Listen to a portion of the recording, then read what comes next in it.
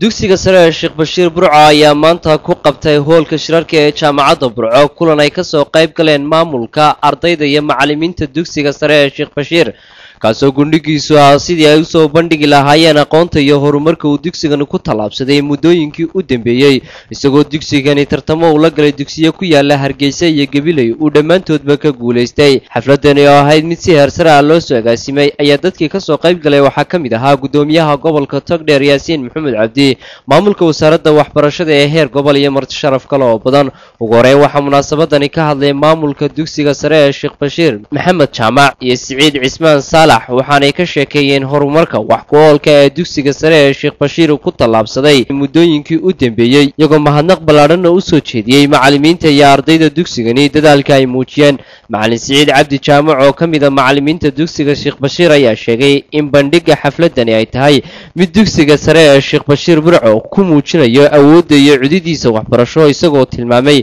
in dugsigani ka mid yahay dugsiyada haldoorka ee Soomaaliland ودوسي أمشي الأسان عندي كسر مشدوس ودوسي كويا لا ما كنا وقوي كلامين مقالة وعشان مشروعي ولا كويا لشكاي قوم كتبه وقوم سياسي حال يظهر وراها بالأساسية وقوم كنا عم بطلع ضرب سوين شيخ بشير وعوسيا أقول أحال يوم معلمين أحال يوم أحال قلت كي يا سوين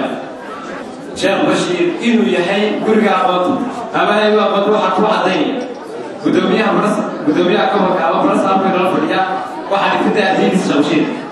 واحد ما يا قدومي وكل عليين ما يعرف كسرية أدين gudoomiyaha gobolka Togdheer Yaasiin Maxamed Cabdi isna kulankaasi ka hadlay ayaa si mug looga sheekeeyay taariikhda uu lahaan jiray dugsiga Sheekh Bashiir isagoo xusay in siyaasiyiinta Soomaaliland intooda badan ay ka baxeen dugsigan sare ee Sheekh Bashiir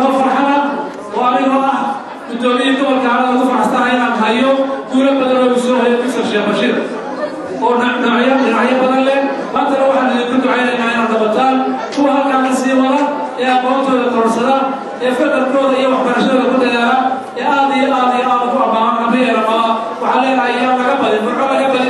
على كتير ولا قضاء عيارة كيف كمان سكول الرمانة وعياتنا سكول عياتنا سكول برشلونة